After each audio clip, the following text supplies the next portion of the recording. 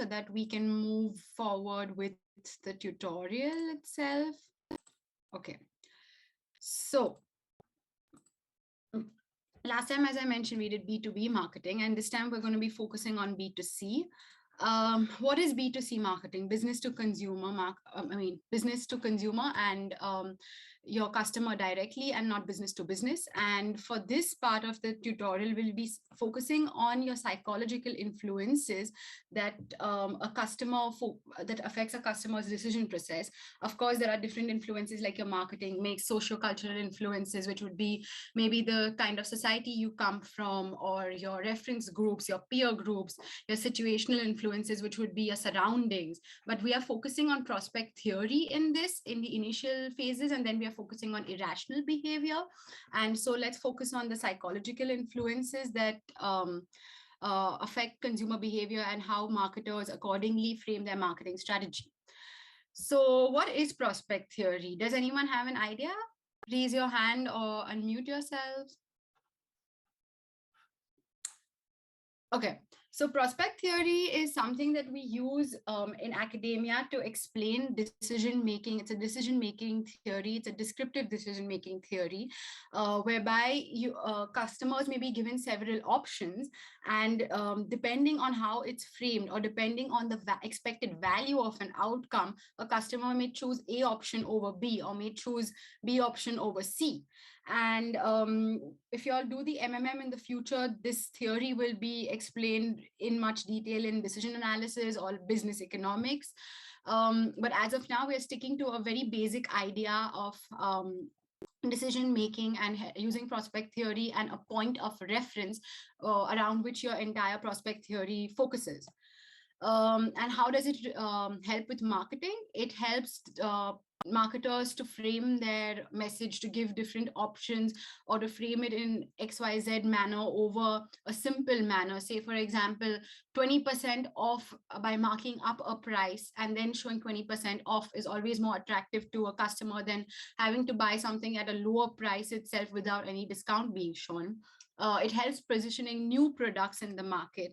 It also helps understanding the premium which a customer might be willing to pay based on his preferences. And as I mentioned earlier, there's this point of reference that you can see. And everything in prospect theory revolves around this, wherein your gains are always concave. Gains are always concave shaped curves, and your losses are always convex shaped curves. That's why below you can see a convex curve, and above you can see a concave curve. Someone's typed something in the chat. Could you please explain segregation? Sorry, I don't understand your question, Lisa. Maybe you can unmute and speak out. For the editing phase. No, I don't understand. I would request you to maybe unmute and speak about what you're talking about. Okay, so in the lecture, we had this editing phase, and there were like 3 things you could do. It was coding, combination, and segregation. And I didn't understand segregation. Could you maybe explain this one? Let me see if I have time after the tutorial, because this tutorial is relatively long. Otherwise, go ahead and post these things on Ilyas if it's not being covered, because unfortunately, I won't be able to complete what I have to complete otherwise. So let's see if we have time at the end. But otherwise, I'm sorry, I will have to move on with at least what I'm asked to complete. Yeah, going back to value functions for prospect theory. So there are different value functions that guide behaviors of people. And let's start with the third one. So you'll always realize that whenever, for example, you're in a situation whereby, say, you applied for an internship or applied for a university and you don't get in, your loss or the regret may loom for a larger period of time or a longer period of time than a gain. Whereas, okay, if you get into a university or you get the internship, you may just celebrate for a day, or you may be happy about it and then go back to complaining about something else. Similarly, if you take the stock market, for you guys who invest into the stock market, if you have a gain, you're like, okay, my portfolio is growing or I've made a profit. But if there's a loss, you immediately get bothered about it. And so this is the concept of losses loom larger than gains.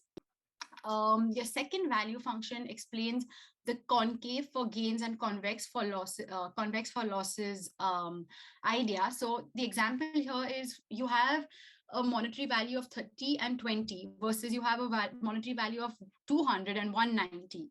Now the absolute difference between both is 10, but 20, the difference between 20 and 30 seems much greater than the difference between 190 and 200.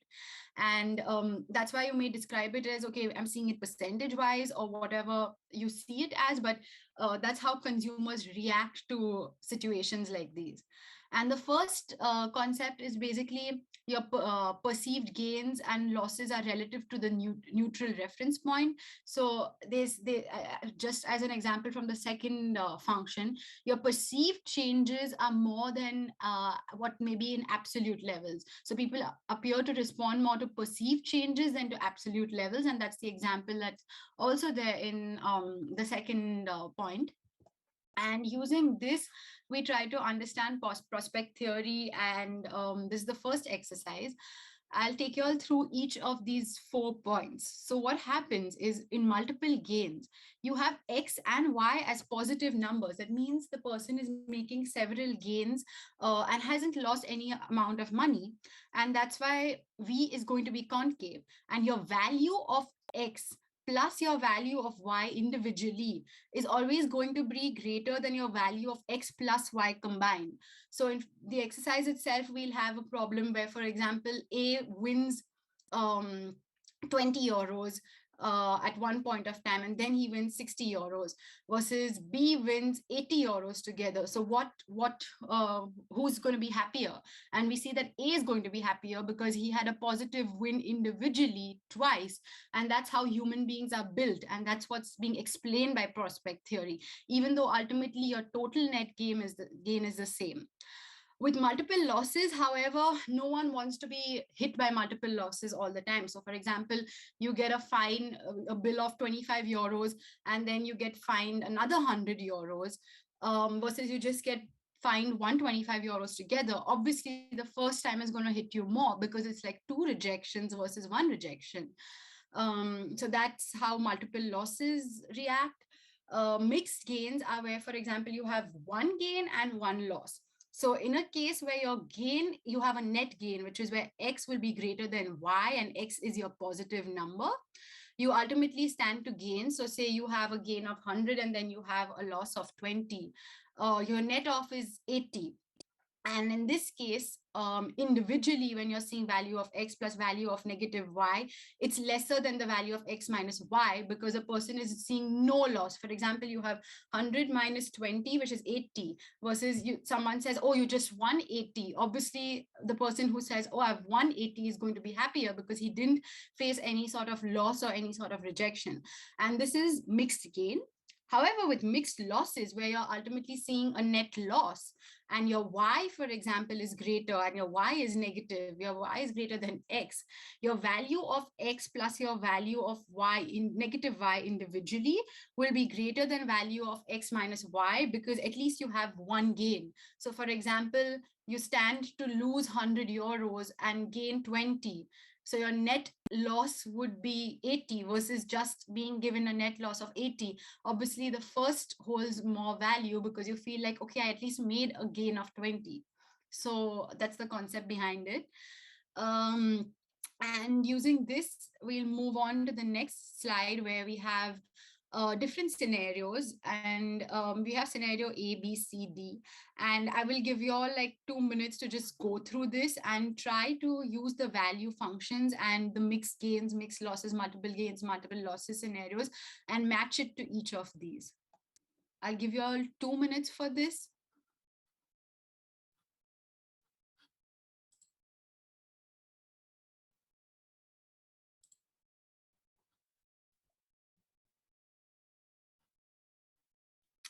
And I see a question in the chat regarding, could you eventually explain the difference between 1 and 2? So I'll go ahead and explain that as well right now. So this is what I'm assuming you're confused about.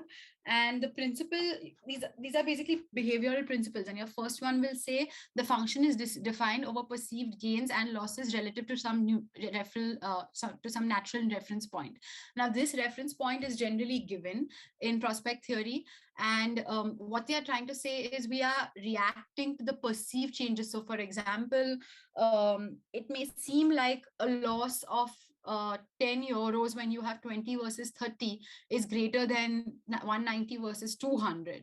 And here the point that we are making is about the reference point. Or say, for example, you have a reference point of 500 euros and you have a loss of 100.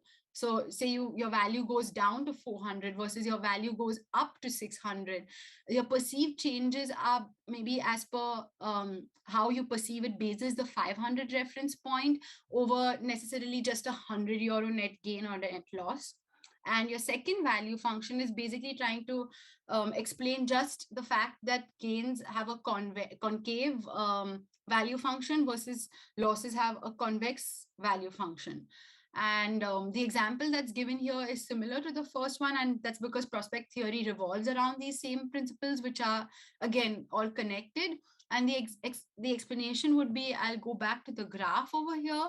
Yours is a convex graph versus this is a concave graph. And as you can see, this, for example, if you have a loss, let's say of 20 and a loss of 40 versus a loss of 20 and 40, you can see how it's matching into this convex versus if you have a gain of 20 and a gain of 40 and how it lands up being a concave curve. So that's the basic two value functions. That's the principles that we are using for prospect theory. Now, assuming most of you all went through the scenarios and were able to, anyone wants to unmute and give the answer for what type of scenario A is, and maybe who would be happier by winning, or yeah, who's happier, A or B? Does anyone have the answer? Mixed gain and then Mr. B. Exactly. So your answer is absolutely right. The scenario A is a mixed gain, and the reason being you win 200, you lose 180, but ultimately your net off is a gain. And we had an experiment, and over here the experiment had 87 results, out of which 61 people said that yeah, B would be happier because he did not, see any sort of a loss. And this is your value function, wherein you have one positive and one negative, and ultimately a positive. And yeah, your B value is going to be perceived as happier. And this is again how you're just perceiving something, even though the net effect is the same. Alexander, you've raised your hand. Go ahead, shoot your question. I've actually thought about this a lot. And the question is, so we have sorry, my English is lacking, but we have to match the scenarios to the possible outcomes. And if we look at the scenario, B is a definite gain, and A itself, like Mr. A, is a mixed gain. But I mean, we don't know what the outcome of A is. It's still positive though. So actually Mr. A has a positive, has a net gain, and Mr. B has a net gain. Wouldn't the whole scenario be then multiple gains and just for Mr. A mixed gain? Because I mean, we know that 200 plus minus 180 is less than 20, but we don't know how much less. It could be 18, 17, 16. So it's only a loss, like for it to be a mixed gain, Mr. A or Mr. B would have to have a loss, right? And none of them has a perceived value loss. No. So just to clear this out so that the understanding is better, we are considering, for example, what's happening with Mr. A, whether that is a mixed gain or a mixed loss. And since here it's evident that there are two personas and A has 120, has won 200 and lost 180. So 200 minus 180 is 20. So ultimately his net gain is only 20, which is the same as what Mr. B has. But here we are trying to understand who's happier or who's sadder. In the next scenarios, you'll have someone who's sadder. And that's why you can say, oh, A will be happier, because you're seeing A as a mixed gain. Yeah, I don't think you get what my problem is. I know that the question has two parts, and in the one part we have to say who's happy and who's less happy. But the other part of the question is match each scenario. There's 4 scenarios with one of the 4 possible combinations, right? And in the whole scenario, like Mr. A and Mr. B, they both belong to the same scenario. None of them has a loss, so it can't be mixed gain, because none of them, in fact, is like perceiving their situation negative. One perceives it a little bit less positive than the other. So the whole situation shouldn't be a mixed gain, it should be multiple gains, right? We refer, so in the slide earlier, for example, we refer, if you see a mixed gain, is where one is positive, one is negative. So in this case, your 200 is positive and your, what was it, 180 is negative. Yes, but that's just Mr. A, not the whole scenario. So but Mr. A himself has mixed gains. Mr. B just has gains, and mixed gains and gains should be multiple gains, right? Exactly. So we're looking at Mr. A, for example, in this part, and comparing the value of 2 of them. So value of X plus Y versus value of X versus value of Y. So look at when in each of the scenario, you're trying to find out who's happier using prospect theory. So we are looking at, Mr. A in this case. So the question says match each scenario with one of the 4 possible outcomes. And that's the only way you can, otherwise, if you have multiple gains, for example, how would you distinguish, say, this one versus part B, where he's winning both times?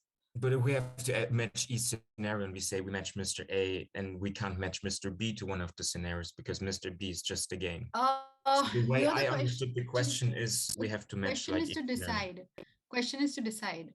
So you match the scenario and then you decide who's going to be happier. So over here, for example, we are saying B, you matching the scenario. Okay, it's a mixed gain scenario.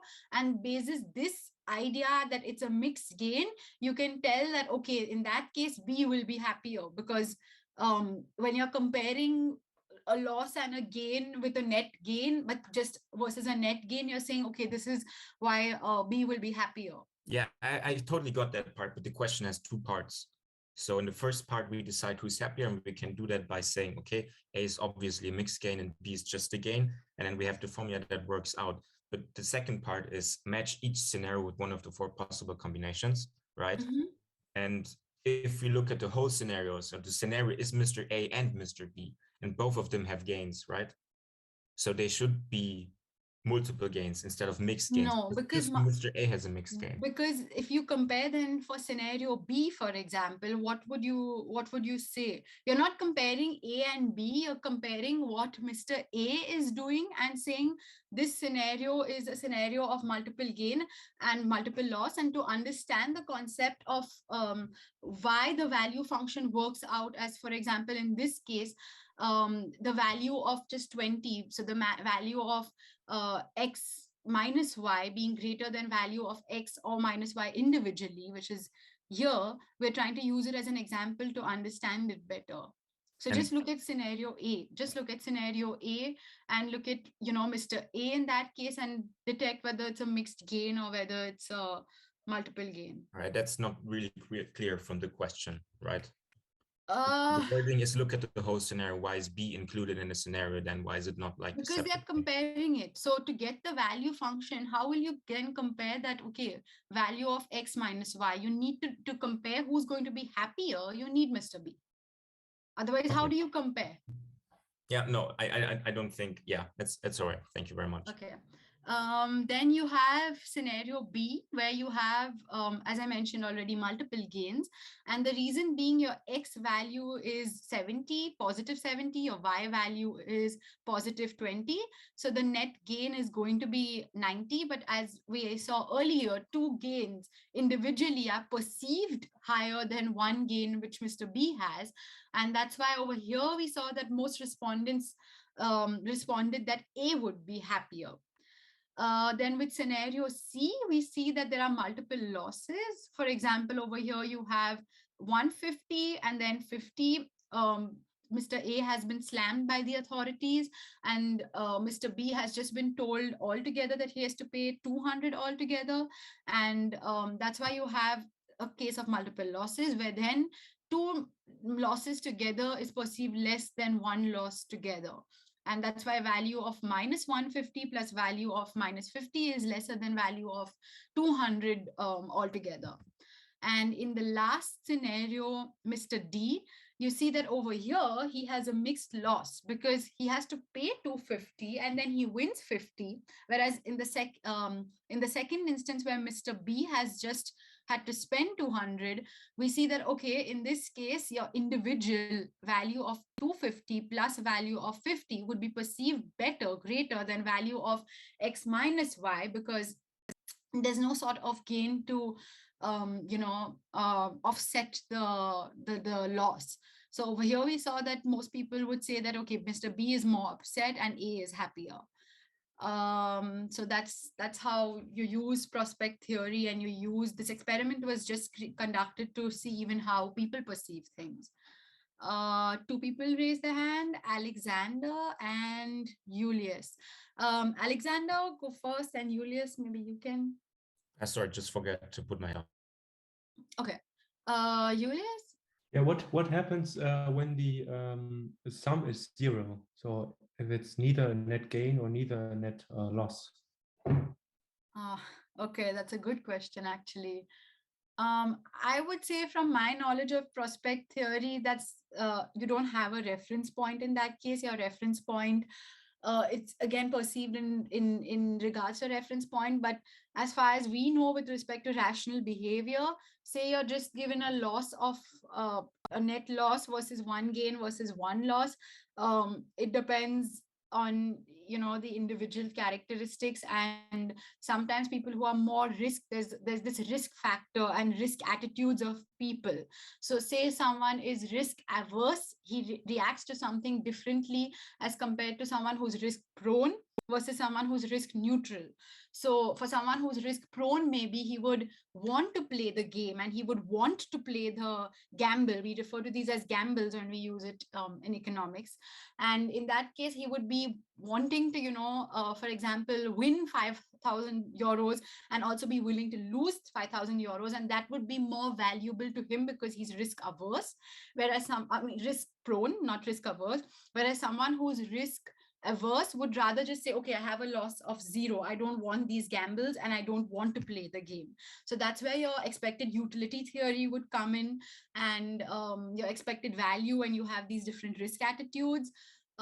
So that would be a completely different angle. This is not important for your exam, but for your understanding, we see people's risk attitudes to then decide who would be happier, whether that a loss of 0 directly or an outcome of 0 directly would be happier, or maybe first a loss and then a profit. Mina? I just have a quick question. Like, for example, by scenario A, it's written 22 and 61. What this number stands for? Okay, there are 87 participants. So if you, for example, see in each of these, we'll see that, okay, 61 people who participated said that B would be happier. 22 said that A would be happier, whereas 4 said that, there would be no difference in happiness because it's just a gain. So to 4 people, it made no difference. And if you see in all these scenarios, the number of people who are not, indifferent to either of the options are very few. So 2, for example, in this case, 5, for example, in this case. The only time we saw a great number where someone would be indifferent to either of the gambles is where we had multiple gains, where, for example, they won 20 and they won then 70 and 90 was the net gain. But otherwise, everywhere else, we see that prospect theory holds because you see preferences of people and how, it's framed and how it plays out in the minds of people. Hope that answers. Okay. Gi, Evelyn? Yes, so I also have a question regarding this scenario D, because if you go one slide back, you said that if we consider of this situation, further information is required. Or one more, like 10. Yeah. So how can you decide in the given questions that B is happier? Because in the theory, we need more information. Like for example, here we just use the concept that your y value is actually greater than your x value, and again, like for example, how much the person wants to play the gamble, these kind of attitudes of the person would be considered. So whether they are willing to take a chance, sometimes people would be willing to settle for a less outcome because it gives them a thrill, for example. That's going deeper into prospect theory. It's not important for you all, but to help why we get this ultimate outcome where the value of x plus the value of negative y is going to be greater than the value of x minus y, where y, which is the negative number, is greater. This is the concept which helps understand that in this scenario, for example, you have 250 spent, so negative 250 and positive 50, and this is perceived better than just 200. That's the concept they are trying to explain through this mixed losses. Okay, so in the exam, should we just assume that people were like the like risk, so and we just use the formula, or we need to consider more information? No, in the exam, you all won't be given more information. So you all will most probably be having something very straightforward from the tutorial itself. And in this case, as I mentioned, there's a mixed loss. So you're seeing that ultimately it's not a mixed gain. For example, your mixed gain is when your y figure is lower than your x value, your absolute value of y. And in this scenario, because it's a mixed loss, you see that individually, because of one gain, you're perceiving this to be better than just a net loss.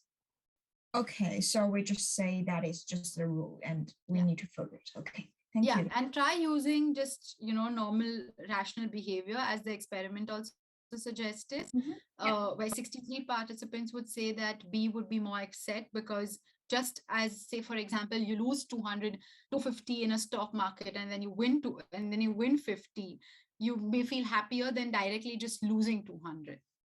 Yeah, thank you very much. Sure. The chat has a lot of questions. Yeah, Mr. A is a mixed gain. Okay, someone's answering.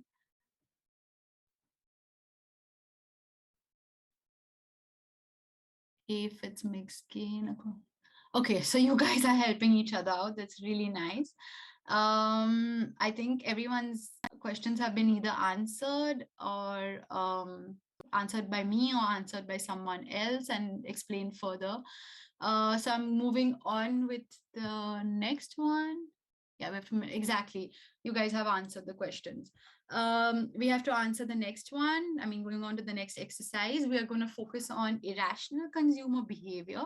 And we see that there are different cognitive biases that, play out with individuals and human beings, which is why they may behave in an irrational manner, which is not generally expected. Or a rational consumer may go for one option A over option B, but there are these cognitive biases due to which sometimes people behave differently from what's expected. And the first one is, for example, the framing effect. So it refers to, for example, how a problem is put, and we kind of, in the MMM or in higher, when you go onto higher levels, you will realize that we use there's this concept called expected value, where you again have two scenarios, and they have each of them using probabilities has the same value, expected value, but one may be perceived differently because of risk preferences of an individual. And then anchoring effect, you'll realize that when there are, for example, discounts in B2C marketing, or as consumers, we actually see the arbitrary value and we judge it before making any sort of a estimate. So for example, if you're given a discount on something, you may perceive it to be better than something that's on full price but a lower value. your status quo bias is sometimes, you know, as consumers, we are used to doing or used to using a product where we say, okay, our product, we want to focus on, say you're using a SIM card, and you know, Aldi Talk, for example, is the cheapest, and it provides less connectivity, or connectivity in less places. This is just a hypothetical situation, but versus someone who's going in for a more expensive SIM card, because, you know, they want, for example, higher speed internet, they want connectivity in better places. And then we see that even if, for example, SIM card B is priced lower than Aldi Talk, sometimes people might stick to Aldi Talk because they just know that this is the cheapest that's been available, and they're sticking to their status quo. Whereas people, for example, who always want the faster internet, want you know, a better connectivity, even say, for example, Aldi Talk improves those aspects, they might still stick to the one which they went for before, because it's still a superior performing SIM card versus Aldi, even though ultimately you're paying a much higher price for it. Then your endowment effect, for example, you'll generally see this effect playing out with people who are extremely loyal, or people who are in their, you know, late years of their life, for example, senior citizens, wherein a good becomes like, or a certain product becomes so important to them that it becomes a part of their individual identity. So for example, for people who are our age, I mean, as we're not really loyal customers anymore in this generation, but just Apple users, Apple product users, they may be willing to pay so much more for an iPhone, and they would be willing to stick to that itself. And if there are, say, 5 pieces of a phone left, they would still go for that regardless of the price, because they are such big fans of Apple, or they are so Apple becomes like a part of their identity. They cannot imagine using an Android, or can't you imagine using a Samsung Tab. And yeah, with this we had the question, which was exercise 2, where we are given different sort of situations, and you try to identify the cognitive bias present in each of these. Take a minute and just, you know, I'm guessing most of you all by now would have at least seen the exercise, but take a minute and recall your answers, and then we can you know, you all answer me as to what you all think each of the scenarios are.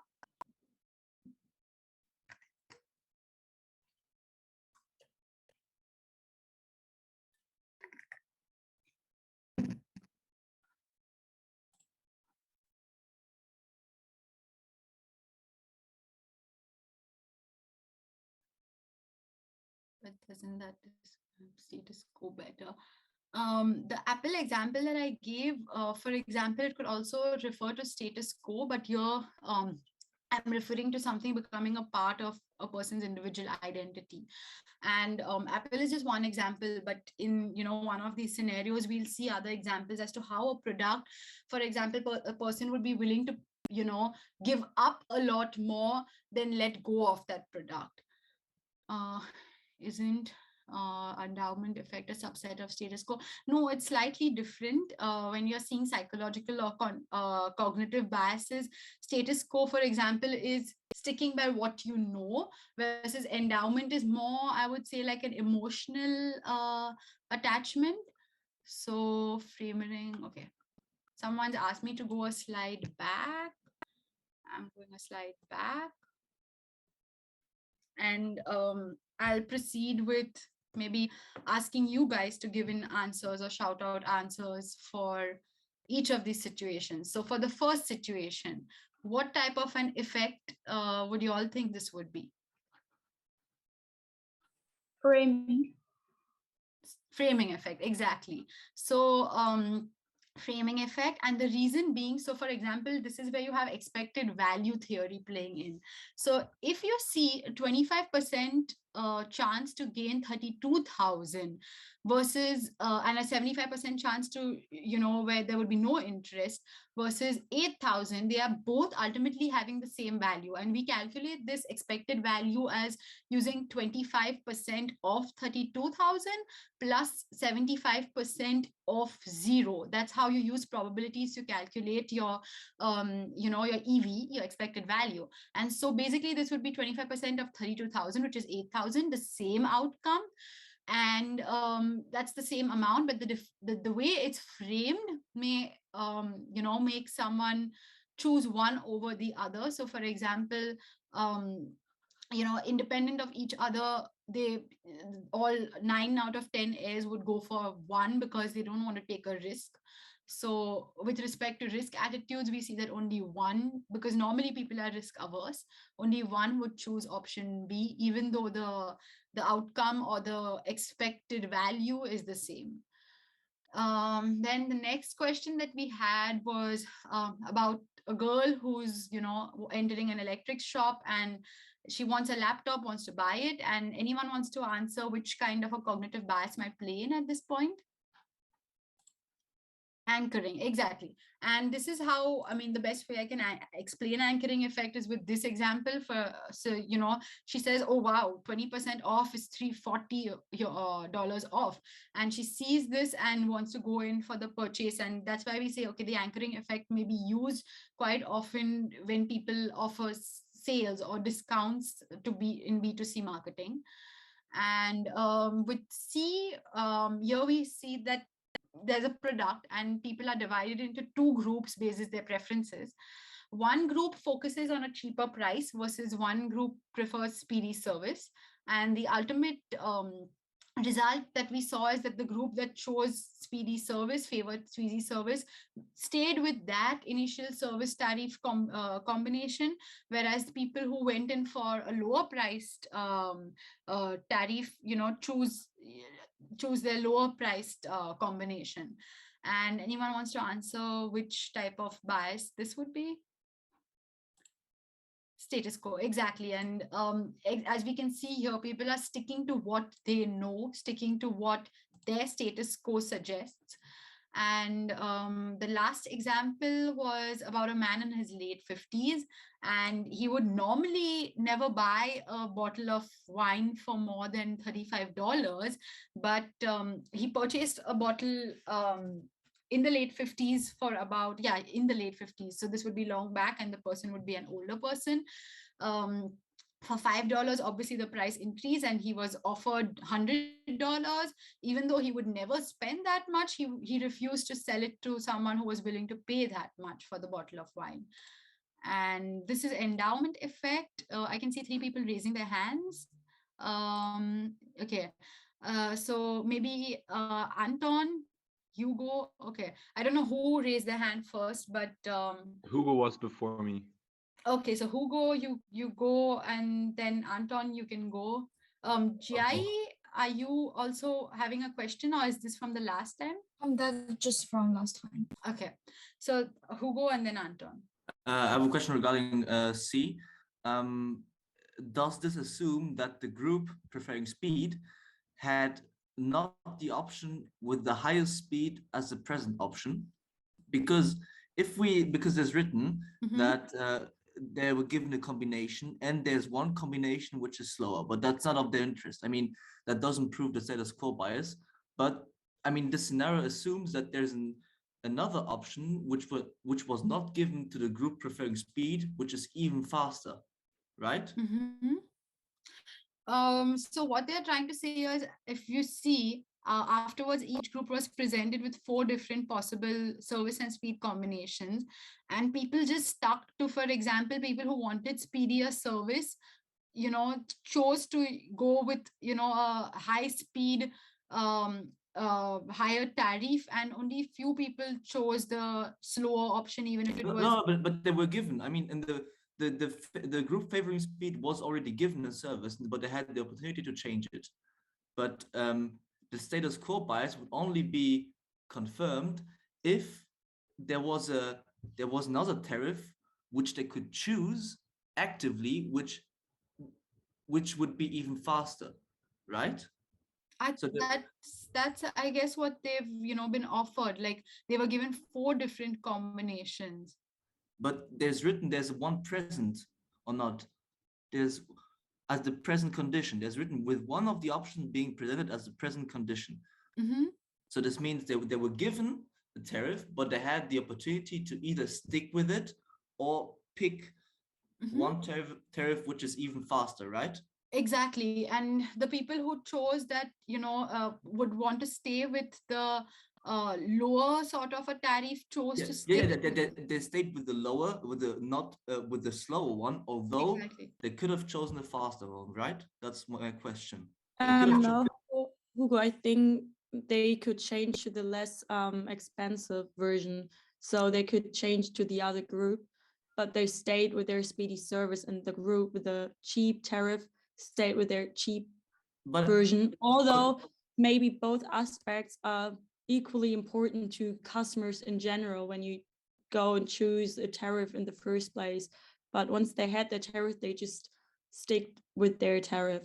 But they couldn't choose like a more speedy service. I think they could just go the less expensive version, which might be more important to some customers in general. But however, they just stay with their. Okay, so there are just they're just 2 different tariffs they can choose from, not 4, for example. Or there were 4 different options. Yeah, but what are the different options? I'm trying to figure out what different options then are. Because I think there are just 2 options: the speedy service, which is more expensive, and a cheap price. But there's written 4. It would be then, from my assumption, would be speedy service, expensive price, speedy service, low price, slow service, high price, slow service, low price. Okay. And what the point here being, as Alice has she pointed out that the people who focused on the speedy service wouldn't even have gone for the lower price because they wanted to maintain their speedy service, whereas the customers who were offered speedy service still went for the lower price because they always wanted a lower price, and that was their main preference. Okay. Okay. Then Anton, I just got a question regarding the anchoring effect. So my question is, where in this case is the biased estimate that Jane makes? So I think in the definition it says that you have a biased estimate due to an anchor that is set out before you make that estimate, right? So the anchor is that originally it costs 1,700, but then the salesman says, okay, for you there's a discount. Now you have 340 euros off, right? Exactly.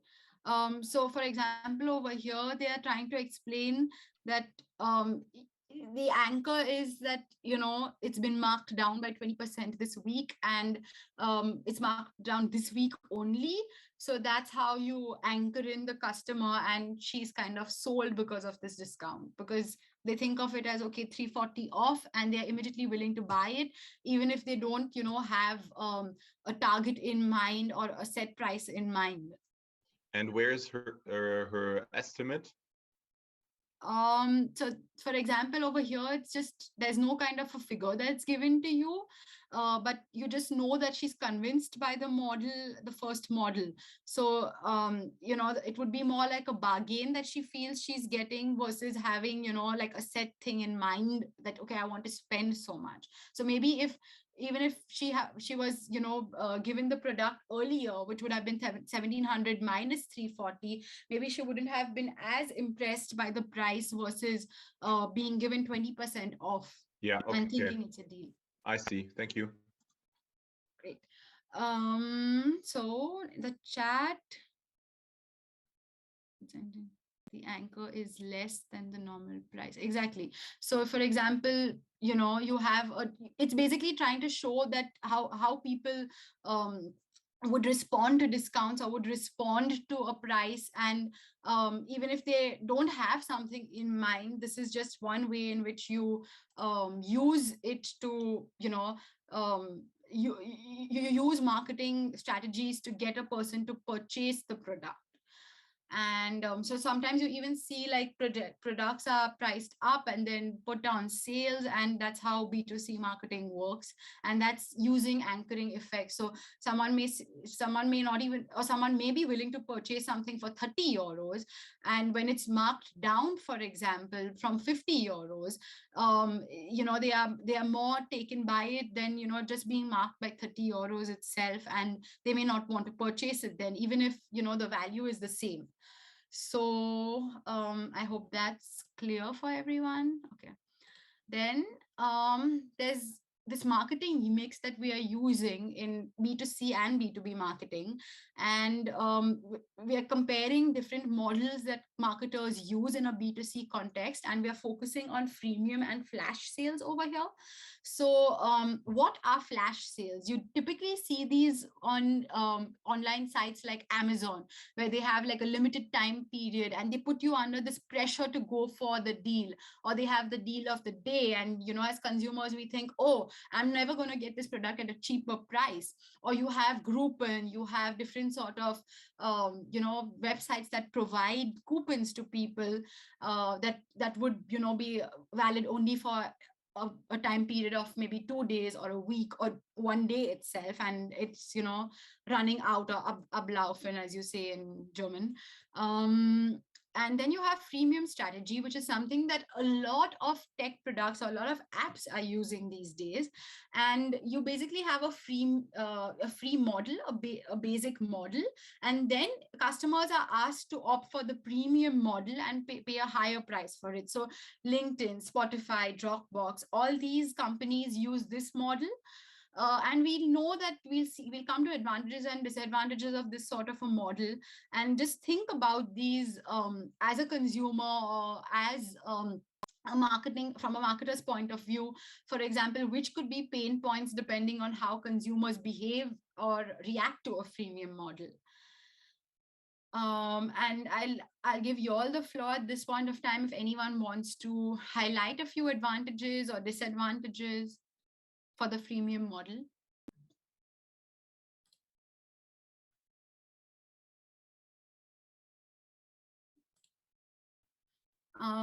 With respect to the question, why isn't it place promotion, we compare sales, and we compare, this is just a way of saying it. Even for B2B, we said communication, and your communication is your promotion and your sales is the place. Yeah, anyone wants to go? Advantage, platform effect, new advantage, endowment bias, advantage, new users attracted. Great answers. And especially new users attracted is something that we focus on in the freemium strategy. And we say that, okay, you acquire a huge new user base, and for startups that are relatively less known, it could be very helpful to build their user base, and then your number of users increases, and this kind of creates a potential for advertisers to come on your app and be willing to pay you for it. You also would have low marginal costs. Now, a question came up yesterday about what are these marginal costs. So for example, to add one user is not going to be very expensive in a freemium model. For a gaming app, for example, you have 100 users versus 120 users. It's not going to be too expensive for the company to cater to even 20% extra.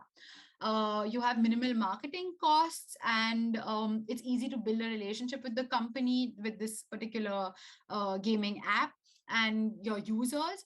And the only disadvantages that could be there in this kind of a model, a freemium model, is that sometimes your basic features may be so great that people don't want to pay and upgrade to the premium model.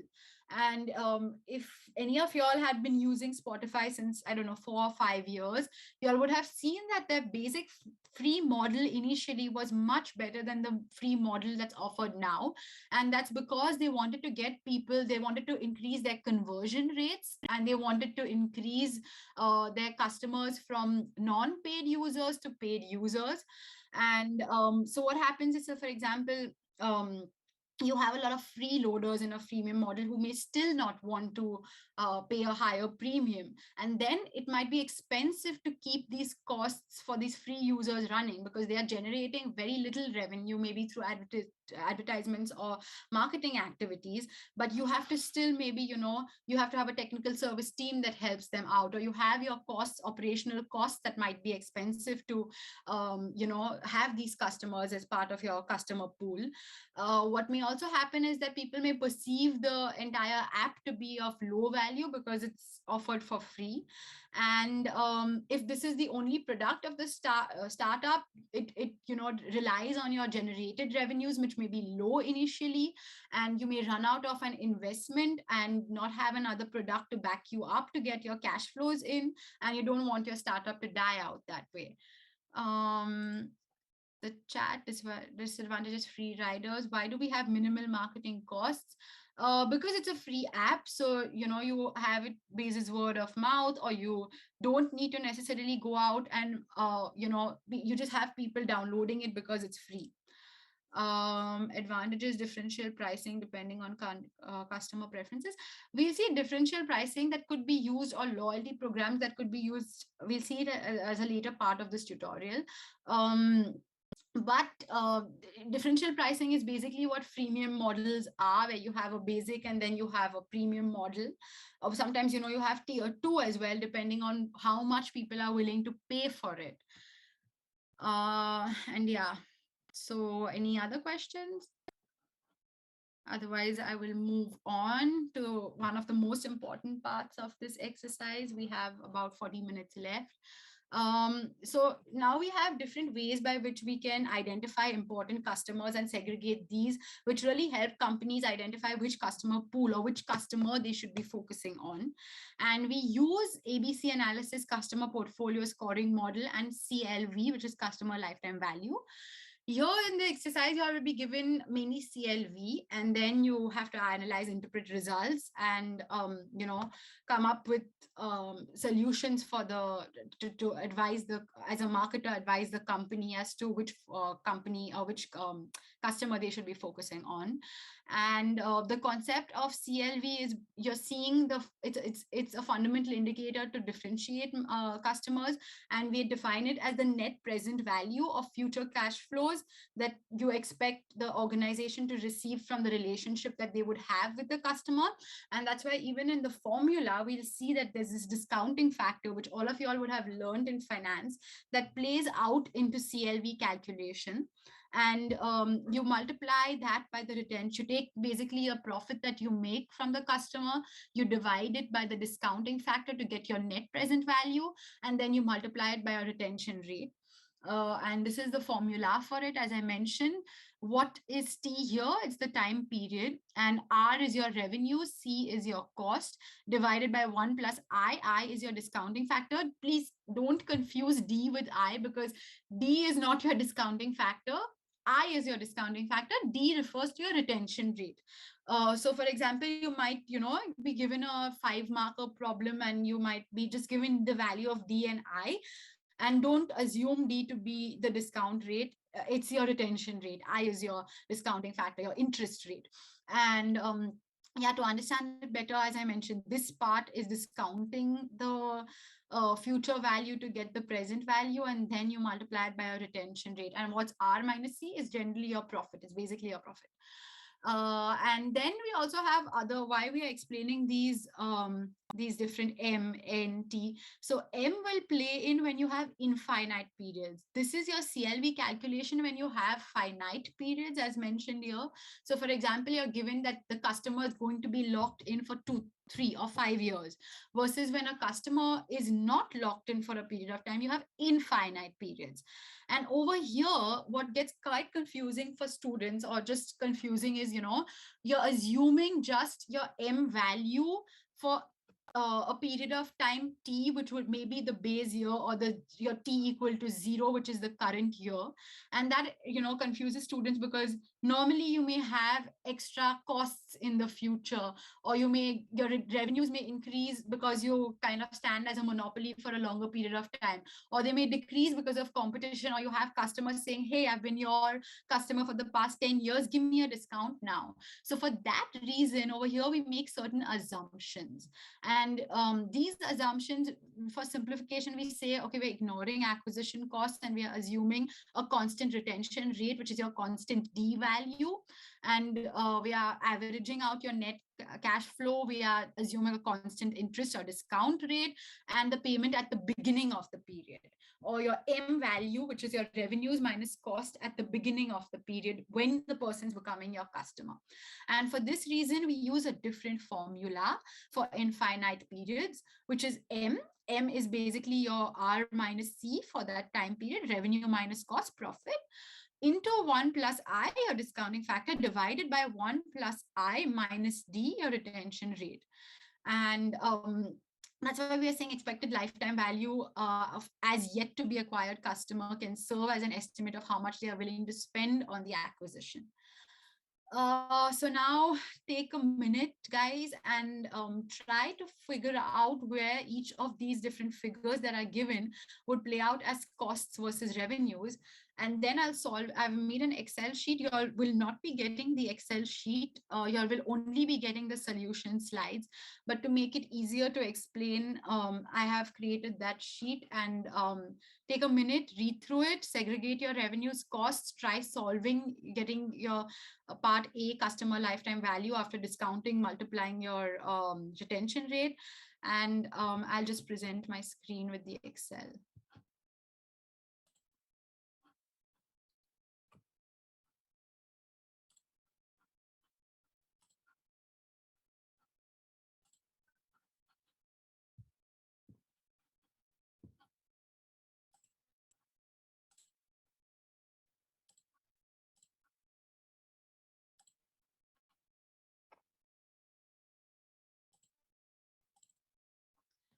Okay, so in this case, we can see that you have certain amount of revenues that were quite directly given, where you're being charged in your first year, which is T equal to 0. I've put T over here, and 0, 1, 2, 3 for your following years, 22, 23, 24.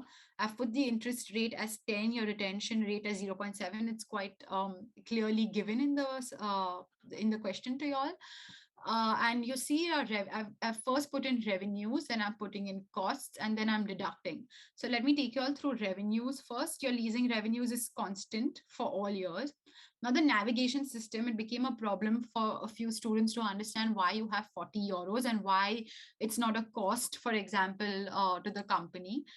But are you going to upload this Excel sheet? No, I can't upload this. Only what the tutors give me and what is in the tutorial slides will be uploaded. This is just something created for y'all to have a better understanding, for me to explain it to y'all in the time frame that I've been given. So yeah, the navigation system, for example, became a problem for students to understand why it's a revenue. So the wording of the problem is that over here you're saying that Mr. David is a little bit disoriented, and a navigation system is also included in the package for another 40 euros per year. So that means that he is going to be charged 40 euros additionally because you have for another, and your list price for Car2Go is going to be what what Car2Go has to spend, and that's going to become a cost for the first year. It's not mentioned for every year, and it's just mentioned as a list price. So that's why you don't have this navigation list price in the following years. It's a one-time payment, whereas it's still going to be charged 40, 40, 40 over the next the period of time, 3 years period of time, to set off how much the cost is going to be for Car2Go. And then your insurance and taxes quite directly given, 2,500 for each year.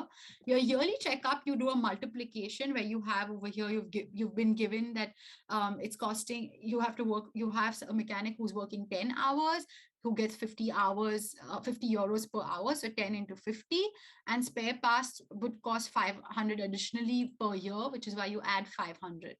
and that results in 1,000 for each year. And then, as I mentioned earlier, the navigation list price. So you do a total of your revenues minus your costs, and you land up with 16,391 in the first year. Second and third, I mean, T1, don't get confused with second and third, because I'm referring to T0 as 1 when I'm talking about first year. But basically, in your following 2 years, you have 16,540, because you don't have this cost of the navigation list, the navigation system as an additional cost. And now this part, row 18, is where we are discounting the net revenue or your cash flow, how you normally discount it in a finance class, where we are taking this net revenue, which is R minus C from the formula. We're dividing it by your discount factor. Over here, your discount factor is 10%, which is 0.1. So it becomes 1 plus 0.1, which is 1.1, and raised to t. Now, t is equal to 0 in the first year, as I mentioned. So over here, your denominator will automatically become 1. And that's why you have your net revenue for, t equal to 0, the same. Ignore d in this when I'm explaining row 18. And then for your next year, where t equals to 1, you have a discounting factor where you have 1 plus I raised to t, and t is 1. So you divide this figure that you get, 16,540, divided by 1.1, and you get 15,036.36. And similarly, you can't do the same calculation for year 2, because in year 2, your t is equal to 2, and it's raised to 2. So you divide it and you discount it to get your future, your present value, and you get 13,669.42. And just please complete the step, because even, I mean, when I'm explaining, I may tend to forget, but yeah, I mean, the Excel I've created is to remember each step that we have to do in the formula, multiply this by your retention rate, and that's when you'll get your CLV when you add up all three. So when you multiply, for example, your discounted income surplus or your net revenue by 0.7, in this case, I've just applied a simple formula, but you do 16,391 into 0.7, you're going to get 11,473.70. And similarly, you multiply each of these values by 0.7, and you get these values, and this you add up, and this is your customer lifetime value for your customer. And as you see, we add it up, the sum is 31,567.75, which is what I put here. So let's see the chat. No one's raised. Has anyone raised their hand? Hugo, you've raised your hand. Sorry. From last time. Okay, let me see the chat then. Oh, it's given in the question. How can we know that it will stop in 3? Exactly, it's given in the question. So that's how you know it's a finite period of time, which is why you use this formula and you're not using your infinite. Don't make that mistake, because you won't get your full marks then. Then 36 months means 3 years contract. Yeah, okay. I know it's just an example, but where is the cost for the car? It's a rental service, right? So we aren't really focusing on that at the moment, because anyway you have to rent out your cars. So that's the reason we are not calculating that in this example. 2 people raised their hand. Yeah, Alice and yeah, Evelyn. Yeah, Alice. I have a question, like this 1 plus E. Okay, in the first year, like so we use 1,1, and the t is 1, and in the second year the t is 2, and in the third year the t is 3, or how? No. So for example, we are seeing t is 0 for this year. And then t is 1 and t is 2, and that's why when you have, for example, in this case, you have 16,931, which is corresponding to your R minus C figure, revenue minus cost. You're using the discounting factor of 0.1 divided by 1 plus 0.1, which is 1.1. And when you raise it to t, where t is equal to 0 in the first year, that's the reason you're getting the same answer even in your discounted surplus for this, because anything raised to 0 is equal to 1. So that's going to lead to the same answer. Okay. And then for the following years, you use raised to 1 and then raised to 2.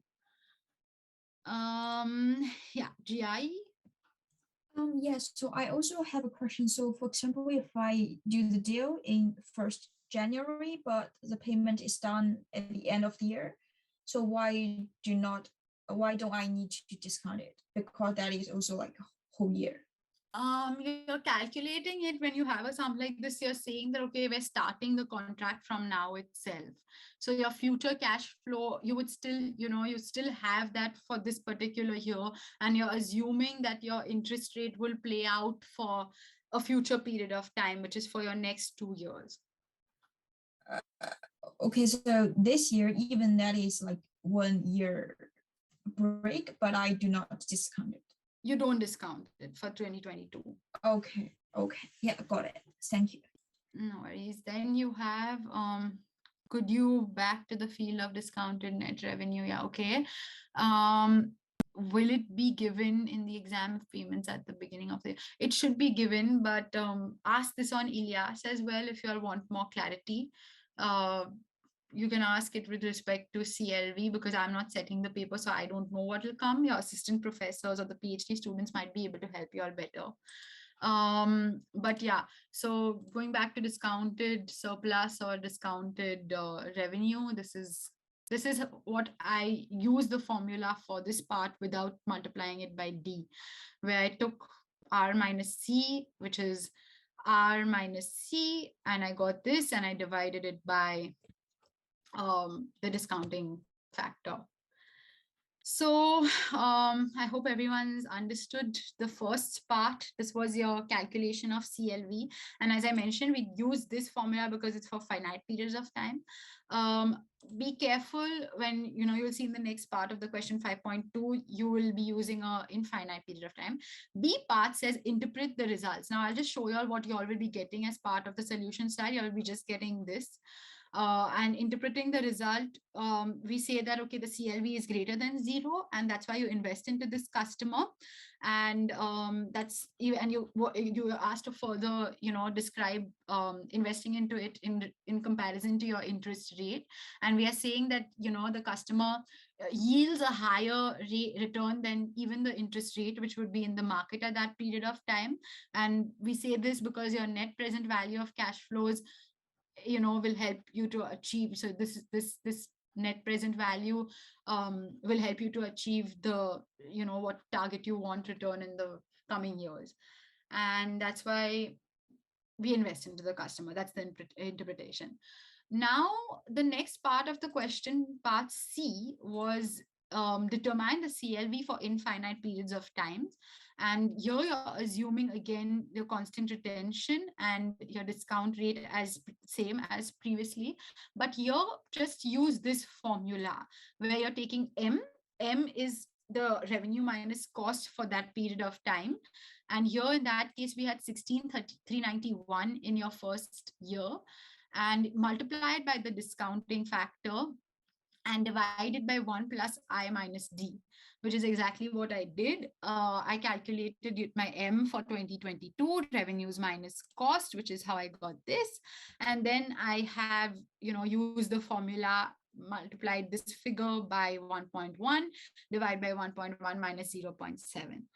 And that's how you calculate CLV for infinite periods. Okay, Evelyn and then Alina. You'll raise your hands. That just from last time. Okay, Alina. Yeah, I have a question for the infinite periods. In this case, we have a different annual income surplus in the first year, and then it's higher in the next years. Yeah. So shouldn't we discount the first year separate from the next following net income? So this question even came in the previous tutorials, and over here I would say that you have, for example, even the first assumptions that we had over here, where we are making certain assumptions to make it simpler for you guys to calculate.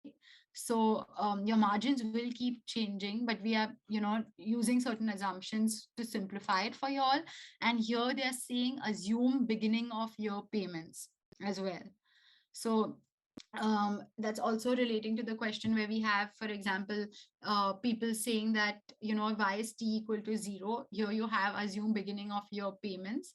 And you can also assume that we are using m to simplify it in the first year itself, because for infinite periods of times, things may keep changing. You don't know whether it's just 2 years, 3 years, but at m period of time, which is what your formula says, m at t period of time over here is equal to RT minus CT, which is your margin at T.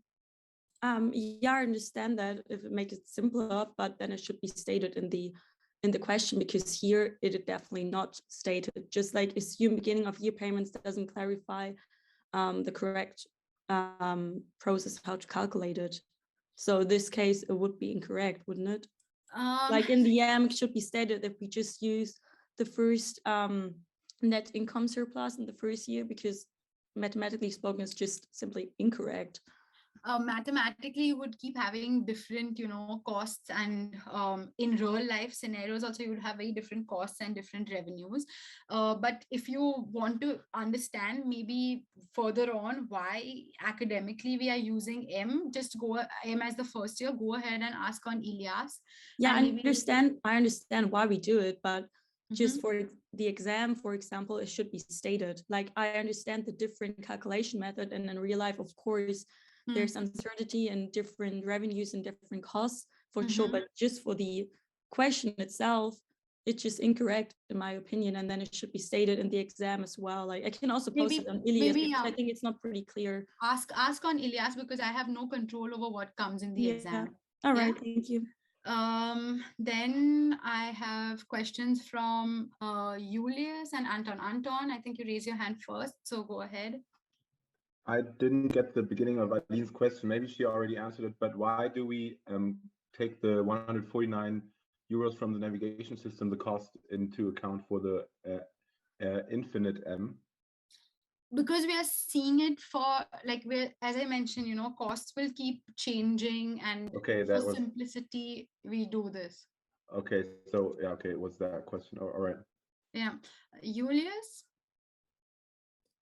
Yeah, I think it's already known in the chat from Jacob with the relevant costs, because for example, the 149s don't seem to be a relevant cost for me.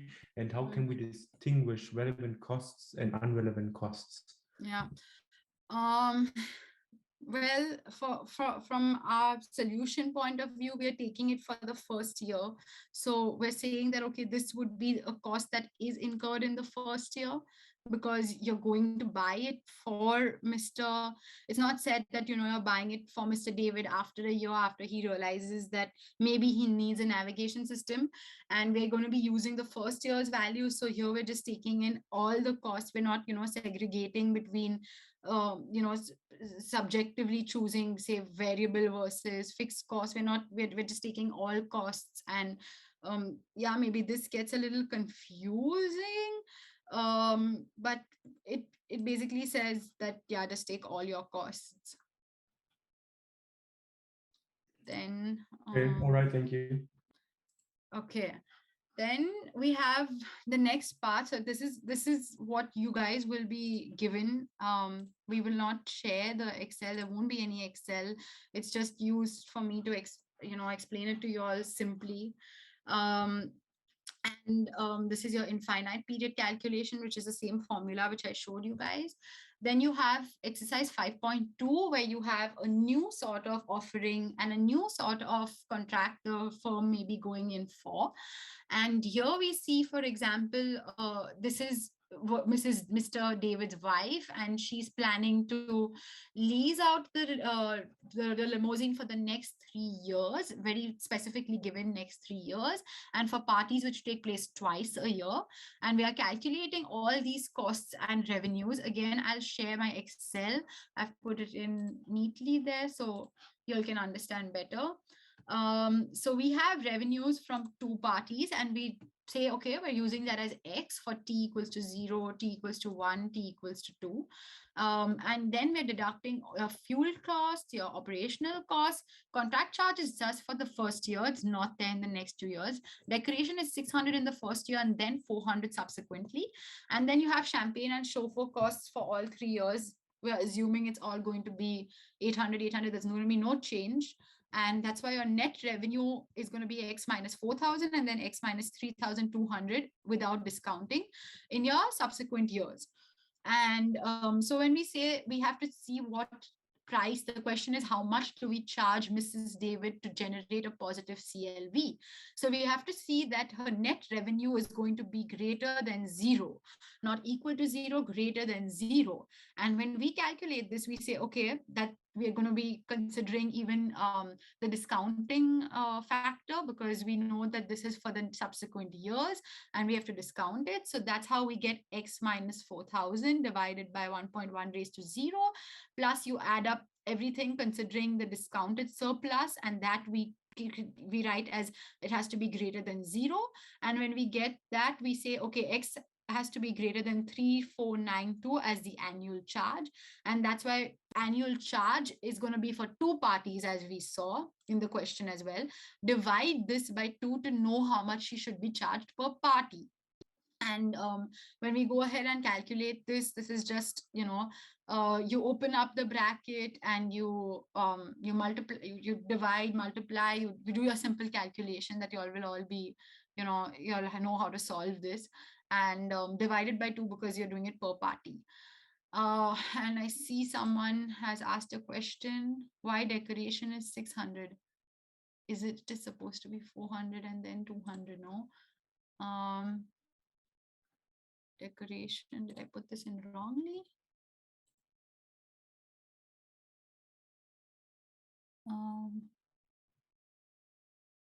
No, so for example, we say it's going to, like, acquiring these decorations is going to be, that much, and then it's going to be 200 extra per for the following ones. So it's going to be, say, initially you have your 200 for each of them and then 400, 400. Let me just check this though, because yeah, even that's what solution I was given by the professor, 600 and then 400, 400, where we are assuming, okay, acquisition will be an additional cost in the first year. Then, yeah. Where is the, so we're not necessarily taking into consideration over here any sort of extra multiplication for the retention rate, and we're just saying that over here your retention rate would be equal to 1, and that's why we are multiplying it by 1 at this point of time. And we're seeing your CLV has to be just greater than 0. And as per what the solution that even I was given by the professor, I see that over here, basis the calculation, they haven't multiplied it by 0.7, for example. You have it as a retention rate of for Mrs. Davis as 1, so that won't affect your calculation. Mrs. Davis is always going to have a retention rate of 1. So yeah, that's how you get 1,746 per party. We multiplied it by 1. I did not show it over here, but you can write it multiplying, your retention rate as 1, going to result in the same thing. And then you're asked to compare your CLV as part B for Mrs. Davis and Mrs. Morrison. So that's where, again, I write down my interest rate, I write down my retention rate, and I say, okay, my revenue from Mrs. David would be 1,700 each. And then I say that, okay, I want I want to deduct my costs over here, and I get a net revenue of negative 600 in the first year and then positive. I discount this and I use the formula for finite periods of time. I discount it and then I multiply it by the retention rate. Because my retention rate is 1, D is 1, it's going to result in the same. And I add this up to get my CLV for Mrs. David, and I get minus 252.89. And then for Mrs. Morrison, I do the same thing. I have 4 parties of 1,700 each, my revenues. I deduct all my costs here. She doesn't want decoration. It was explicitly mentioned, no champagne, no decoration. I have a retention rate of 0.8, interest rate of 10. So when I have my net revenue, it's going to be basically your revenue minus your cost. That's simple. And for an infinite period of time, I'm going to be seeing Mrs. Morrison because there's no finite period given. So I'm going to use the infinite formula. And for this, I have 2,500 in my first year, where it's T0. And that's why when I use this formula, for example, I take over here, as you see, I take the CLV in M value, I multiply it by my discounting factor, which is 1 minus I, and divided by my discounting factor minus my retention rate. And my CLV I get as 9,166, and this is positive. So when you're asked to then compare the two of them, obviously you're going to be finding that Mrs. Morrison is more profitable or has a higher CLV. And that's where I'm coming back to the solution that you all would be given, where it's directly said that Mrs. David's CLV is lower, and that's why you invest in Mrs. Morrison and reject Mrs. David. However, there are certain different things that we keep in mind. For example, we say that because of Mrs. Davis, Mrs. Morrison came in with positive word of mouth, and that's why we cannot completely disregard the customer, and CLV may not actually reflect the importance of a customer. And that's where we use the other methods that were shown earlier in the beginning, where I showed you all the theory, where you're using, for example, customer portfolio analysis scoring model to actually then kind of finalize whether you want to go for that customer or you don't want to go for that customer. And we expect this sort of an explanation for it as well. Use other measures, example scoring models, customer portfolio to evaluate the customer. And then you're asked further on, would you rather invest into the to evaluate the prices by using CLV? And you go on to say that in exercise 5.2, they say that you're leasing it for the next 3 years, which is why you use a finite period of time for Mrs. David versus for Mrs. Morrison. There's no sort of a time estimate given, and that's why you use infinite period of time. Okay, I get it twice. Can we explain CLV in the exam? You can expect anything that we are covering in the tutorials. Maybe you won't get some that's as long as this, as per my experience, but you can get any part of it. Okay, so it has been in previous exams, right? You can check the papers, but I cannot guarantee, even if it's been there, not been there, whether it'll be there or not be there. This is something you can ask the professor for this particular exam directly, and if she's answering you, great for you guys, but I don't know. You can't expect anything, you can't say anything over here. Then we just have a few minutes left, like about 9 minutes. So I'm going to go to the last question. Here we are seeing a new customer loyalty view, where we are saying that not all loyal customers are necessarily profitable, and but somehow they play as word of mouth, and that's why we see how to pacify customers and how the loyalty structure. You have 4 different type of customers depending on how profitable they are and how loyal they are. And you generally assume that your loyal customers are less to serve, have a higher willingness to pay, and act as word of mouth. But your new view is that sometimes it costs more to serve even non-loyal customers or loyal customers, and sometimes your loyal customers are not worth serving because it actually costs more to serve them by just keeping them as customers than to let them go. And at the same time, sometimes they just act as only word of mouth customers. So that's why ultimately customers now need to focus on not just loyal customers, but also ones that are profitable for them. And we use this matrix that's used for understanding customer loyalty, where on your y-axis you have profitability, and your x-axis you have how loyal or long-term customers versus short-term customers they are. In your first section, you see that, okay, with a low profitability and short-term customers, you have strangers where these guys don't really fit into your company. Then you have these sort of butterflies wherein these guys are really profitable and great kind of returns and margins, but very short-term customers. And on the other side, you have barnacles who are very loyal or long-term customers, but they're not so profitable. And then when you have a high profitability, long-term customers, these guys are your true friends, and you really need to invest and keep these guys happy. Now you all were given this question where you all were asked to, you were given that a shopping mall has introduced a sort of membership free loyalty program.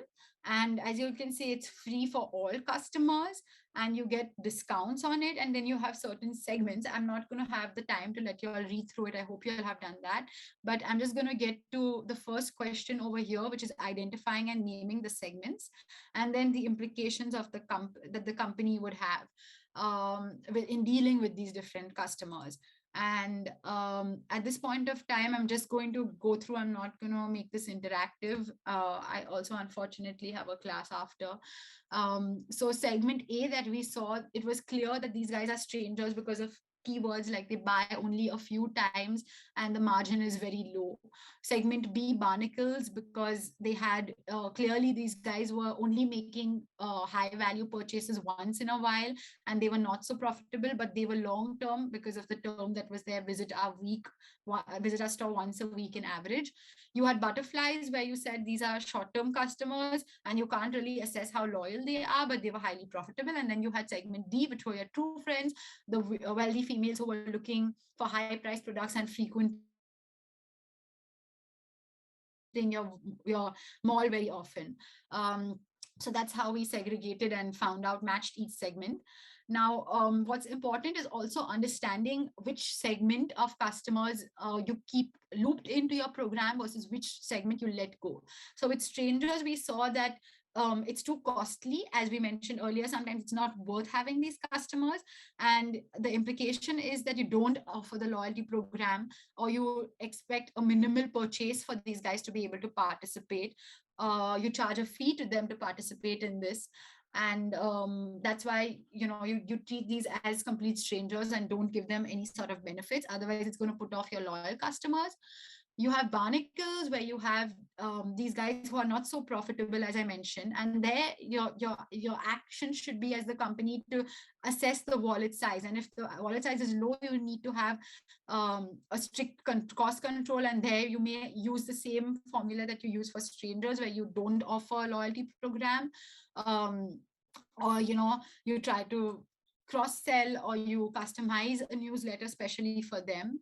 Then you have segment C, which were butterflies. Now, these guys are still potentially great customers, because the point is you need to get these guys to continue buying because they are highly profitable. So in this case, you cross-sell, upsell, keep them hooked on. How do you keep them hooked on?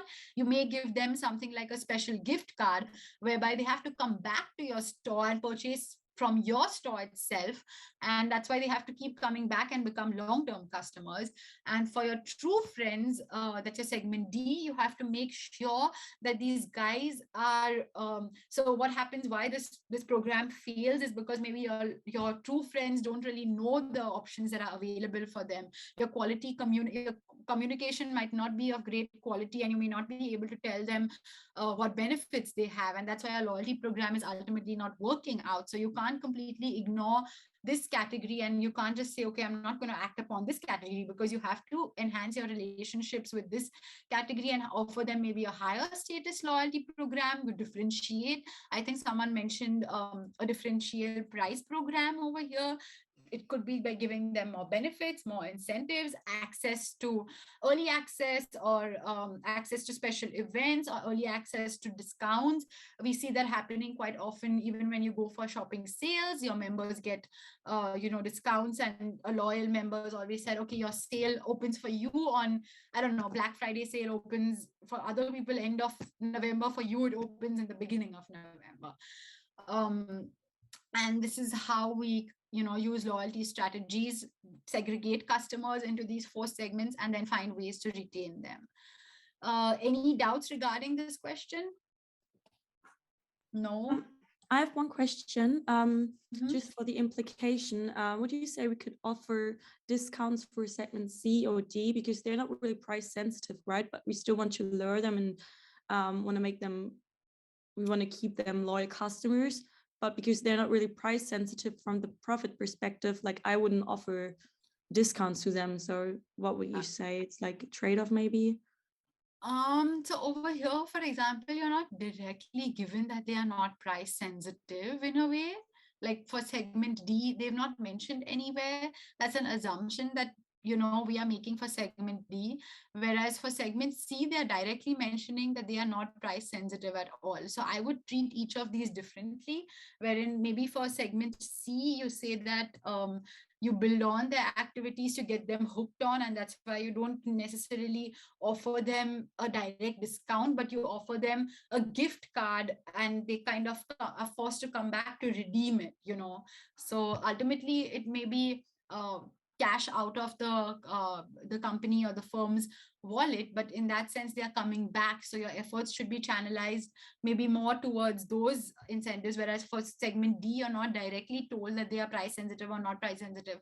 So I would not I would not directly go to assume that they are price sensitive. All right, thank you. Okay, I also got a question. Yeah. Is it possible to say that we should attract the barnacles, so segment B, who are long-term customers but low profitability, with cross-selling, because maybe offer them like more opportunities to buy things, so maybe we can get more revenues out of there since they come regularly?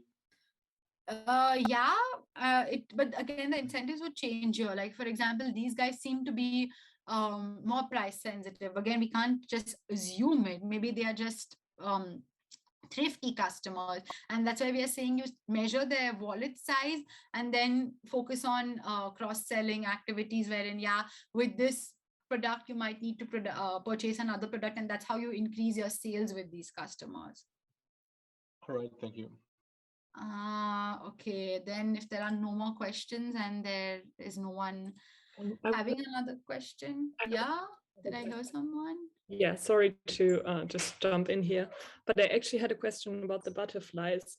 Shouldn't the company maybe choose to invest to retain them at some point and then bind them to the company, or does it not make sense? That's exactly the kind of implications we are given. So we are treating these guys very differently from the previous segment, which was not a long-term customer, you're strangers.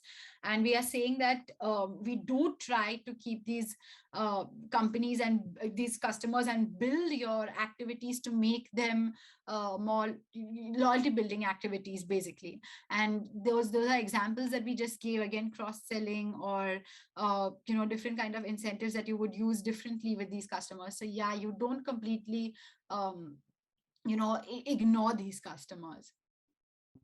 Yes, because to me it seemed like if we milk them or like hard sell stuff to them, it might be that they don't want to come back. I don't know. So that seemed detrimental to me. But I mean, with the examples, it makes complete sense. Okay, that's great then. With this, I will have to leave the tutorial. If you guys have any further questions, do we have to? I would really request you all to ask on Ilyas, and I'm sorry I have to go at this point. I have another class, but if you all have additional questions, just ask on Ilyas and it should be clarified. Yeah. Thank you all for attending. Have a great rest of the week.